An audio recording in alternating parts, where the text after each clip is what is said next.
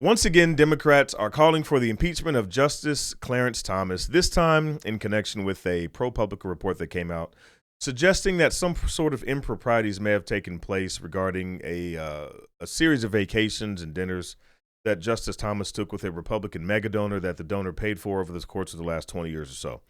I wrote an article about this morning for timcast.com. So I'm going to read you part of that report just to kind of summarize this if you haven't already heard sort of what the rundown is on this. And before we get into the weeds on this, and I'll try to keep it quick for you, let's go ahead and just kind of jump into that piece of it real quick. America's political left is once again calling for the impeachment of U.S. Supreme Court Justice Clarence Thomas, citing a new report from ProPublica that shows Justice Thomas went on several vacations paid for by a Republican donor. Numerous news outlets are reporting that Thomas accepted expensive trips and dinners that were paid for by GOP megadonor Harlan Crow for the past 2 decades without disclosing them on financial filings, using these incidents to fuel theories of impropriety. According to the ProPublica report, Thomas and Crow have had a friendship and vacation together for more than 20 years.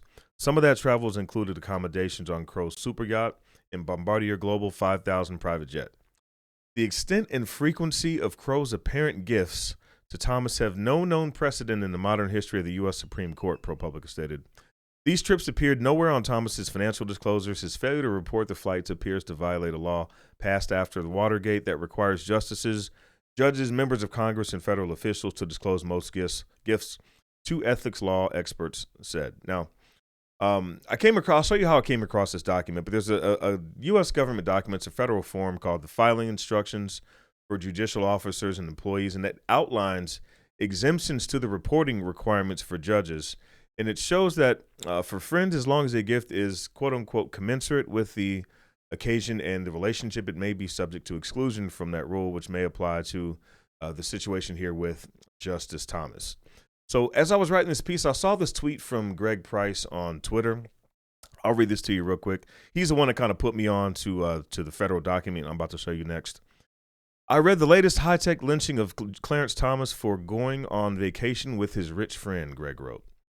I also read the disclosure laws for judges linked in the story that says they don't have to report gifts from personal friends. ProPublica mysteriously left that out of their story. I wonder why. So if we actually go to the U.S. government's page, this is the federal form that outlines the terms for this exact scenario. And keep in mind, Justice Thomas has been a Supreme Court justice since 1991. It's his job to know the law. It's his job to interpret the law and do so within accordance of the U.S. Constitution.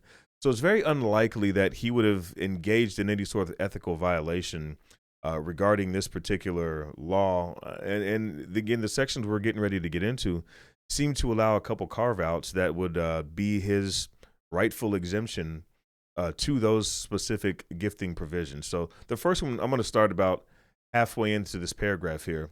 And again, we're reading from the Financial Disclosure Filing Instructions. An investiture gift from a former client or bar association is a gift incident to a public testimonial and is permitted under the gift regulations. A gift from an attorney acquaintance who is likely to appear before the court and who is not a close personal friend of the judge is prohibited by the gift regulations. So in that paragraph right there, I mean, it seems to allow a carve out given that these guys have had a relationship for the past 20 years. That seems like a close personal friend if you've taken trips and vacations together for more than 2 decades. I'm going to read a separate section on the following page, also in regards to this. Certain persons and entities have historically fallen within the safe zone for hosting investiture-related receptions. For example, a judge may accept an investiture-related reception hosted by a bar association, which generally will not create an appearance of impropriety. A judge also may accept an offer to sponsor or contribute to a reception from a former law firm, a corporate employer, business client, or group of colleagues.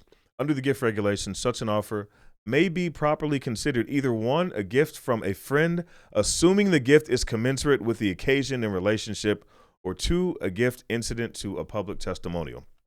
So right there, we have another carve out that shows that these incidents with Crow and Justice Thomas, very likely there's nothing going on here. I'm not a legal expert, but what I am reading is just from the federal form, and it seems that, again, considering the judge's position and his knowledge of the law, it's very unlikely that he would have made such a mistake as to not file federal forms reporting these transactions for more than 20 years if he was required to do so. And we actually have at least 2 pages here that seem to support that notion. Again, why they were left out of the piece obviously is a partisan hit job. They've been coming for Justice Clarence Thomas since he was appointed to the U.S. Supreme Court. And again, with what we're seeing right now, we shouldn't really be surprised. None of this should be surprising to anybody. Democrats really want their abortions back, and they really want to take your guns away. And what we can say for sure is that as long as there's any sort of Supreme Court majority that is conservative appointed, Democrats are going to continue their attacks.